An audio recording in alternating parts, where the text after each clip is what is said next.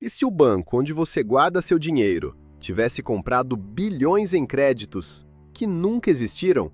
Essa pergunta não é hipotética. E quando você entende o que está acontecendo com o BRB, não tem como desver. Em 2024 e 2025, o BRB, Banco de Brasília, comprou 12,2 bilhões de reais em carteiras de crédito do Banco Master, achando que eram créditos reais. Não eram. A Polícia Federal confirmou. Eram carteiras fictícias.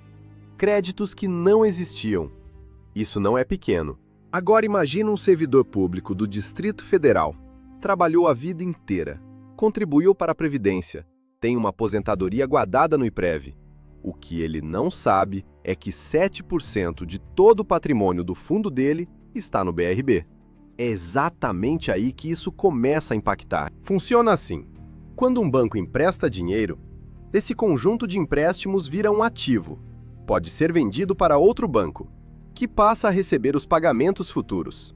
O BRB comprou esses ativos do Master, achando que eram créditos reais. O Banco Central checou aleatoriamente 30 CPFs de devedores.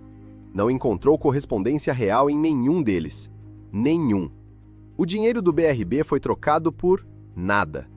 Mas isso não é a parte mais absurda. O rombo estimado é entre 8,8 bilhões de reais e 13,3 bilhões de reais, segundo a auditoria independente. Para contexto, o patrimônio líquido inteiro do BRB era de 4,9 bilhões de reais. O rombo é maior que o banco inteiro, mas é aqui que tudo quebra. O BRB não conseguiu nem fechar o balanço de 2025. Pediu mais prazo ao Banco Central, porque as contas simplesmente não fecham. E um banco que não consegue fechar o balanço está à beira do abismo. Para você entender o que está em jogo, o Banco Master tinha 80 bilhões de reais em ativos e apenas 4 milhões de reais em caixa quando quebrou. O BRB tem hoje 74 bilhões de reais em ativos e um rombo que pode superar o patrimônio inteiro. O paralelo é perturbador. Mas o BRB tem algo que o Master não tinha. É um banco público, controlado pelo governo do Distrito Federal. E por isso existe um plano de salvação. São 5 frentes acontecendo ao mesmo tempo.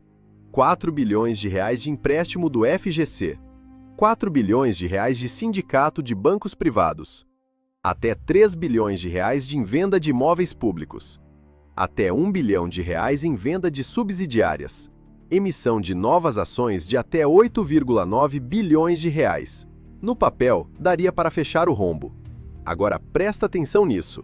O FGC ainda não aprovou o empréstimo. A Justiça barrou o imóvel mais valioso, 2,3 bilhões de reais. O governo federal quer a distância da operação, e as ações do BRB caíram quase 70%. Quem vai comprar ação de banco que pode ser liquidado? Mas tem um detalhe, que muda tudo. E sabe qual é a parte mais absurda disso tudo? O FGC, o fundo que garante o dinheiro dos brasileiros em bancos, está sendo pedido para emprestar dinheiro ao BRB.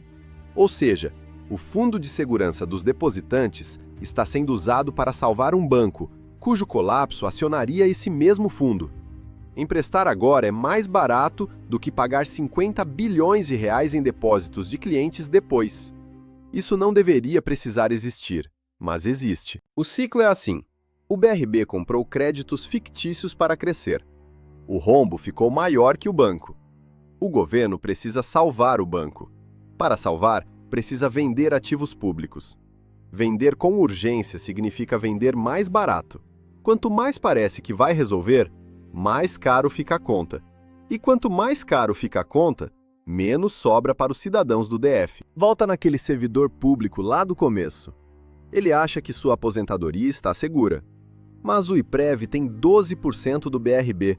Isso representa 7% de todo o patrimônio do fundo. Se o BRB quebrar, quem perde são os aposentados e pensionistas do DF.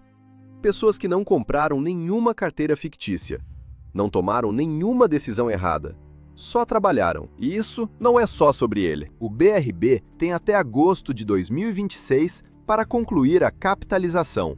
A gestão quer resolver até maio, Se conseguir, evita uma crise enorme. Se não conseguir, o FGC, já fragilizado pelo caso Master, teria que honrar 50 bilhões de reais em depósitos. Quantos brasileiros perderiam o que guardaram a vida inteira por causa de uma decisão que nunca foi deles? O caso BRB não é sobre um banco mal gerido. É sobre o que acontece quando dinheiro público é usado como aposta privada. E a conta sempre chega para quem não jogou. Isso é só o começo.